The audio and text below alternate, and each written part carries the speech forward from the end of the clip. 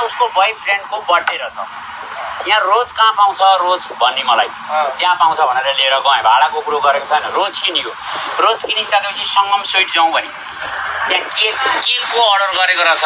एकछिन टाइम लाग्यो त्यो लेख्नको लागि, के लेख्न लगाइ त्यसले टाइम लाग्यो। म अटो लिएर चाहिँ ठ्याक्कै हनुमान कम्प्लेक्स र त्यो सङ्गम स्विटको अगाडिपट्टि ठ्याक्क भित्रैपट्टि स्ट्यान्ड लगाएर बसिरहेको थिएँ।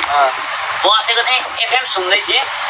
तपाईँको एकदम स्ट्यान्डर्ड मान्छे, राम्रो कपडा लगाएर हेर्दै थाहा पाइन्छ नि त, हाउभाउ राम्रो भएको मान्छे, चट्ट मातेर झुल भएको मान्छे। मलाई तँसँग रेला गर्न मन लाग्यो, मलाई रेला गर्न मन लाग्यो। दाइ खाली हो भनौँ आएर, यस्तो यस्तो गर्छ, झुल गर्दैछ।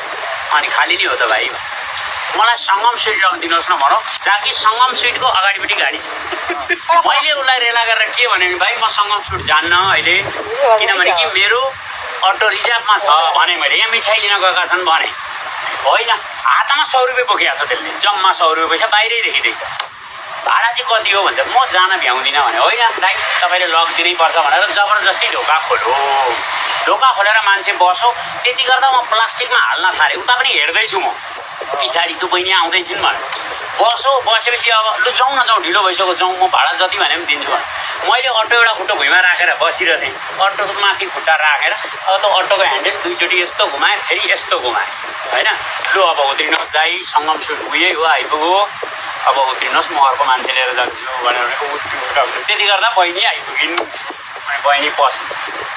दाइ भनौँ कि गुरु भनौँ, एकछिन पर्खिनुहोस्, म तपाईँलाई एउटा कुरो भन्छु। भाडा कति भन्नु, आज मैले तपाईँमाथि छोडेँ, तपाईँलाई जति इच्छा लाग्छ त्यति दिनुहोस्। धेरै दिनुभयो भने फिर्ता दिन्न, थोरै दिनुभयो भने कम्ती भयो भन्दिनँ भने। देखेको छ नि त सौ कुरो। पैसा पनि मलाई दियो। लास्टमा के भन्छ, तपाईँलाई म एउटा कुरो चाहिँ भन्छु अब भनेर अम्लो ठडाएपछि मलाई हल्का डर पनि भयो कि किन यसले मलाई ठगो भन्ने त भयो नि, 50 रुपियाँ भए पनि ठग त ठग्यो नि।